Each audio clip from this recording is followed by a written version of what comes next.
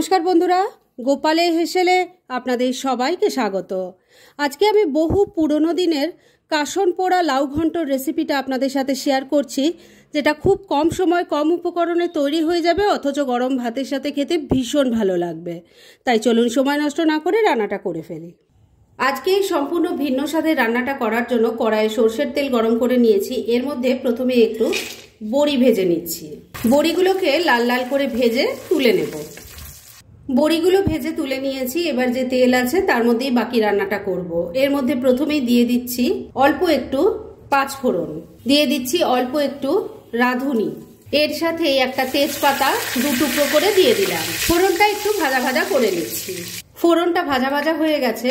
এবার এর মধ্যে দিয়ে দিচ্ছি ঝিরিঝিরি করে কেটে রাখা লাউ। সমস্ত লাউটা দিয়ে দিয়েছি। এবার এর মধ্যে স্বাদ মতো নুন দিয়ে দিচ্ছি। এই রান্নায় কিন্তু হলুদের গুঁড়োর ব্যবহার হয় না। ভালো করে লাউয়ের সাথে নুনটাকে মিশিয়ে নিচ্ছি।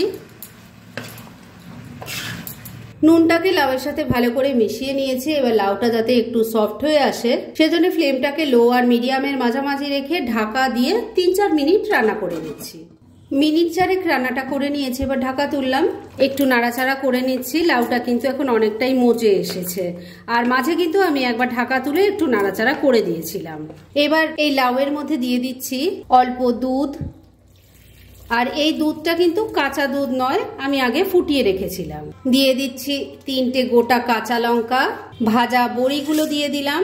এর সাথে দিয়ে দিচ্ছি অল্প একটু চিনি। ভালো করে সবকিছু মিশিয়ে নিচ্ছি।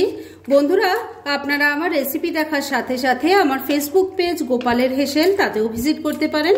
ডেসক্রিপশন বক্সে লিংক দেওয়া আছে।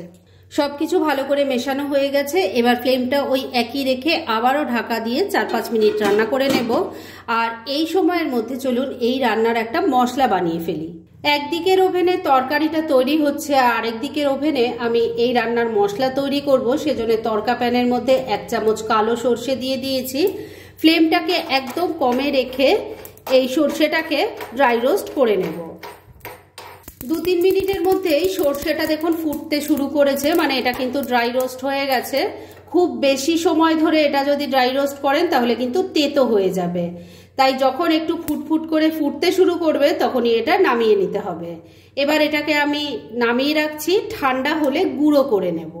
মিনিট 4 আবারও রান্নাটা করে নিয়েছি। এবার ঢাকা তুললাম, একটু নাড়াচাড়া করে নিচ্ছি। আমি কিন্তু এবারও মাঝে ঢাকা তুলে নাড়াচাড়া করে দিয়ে নুন মিষ্টিটা চেক করে নিয়েছিলাম।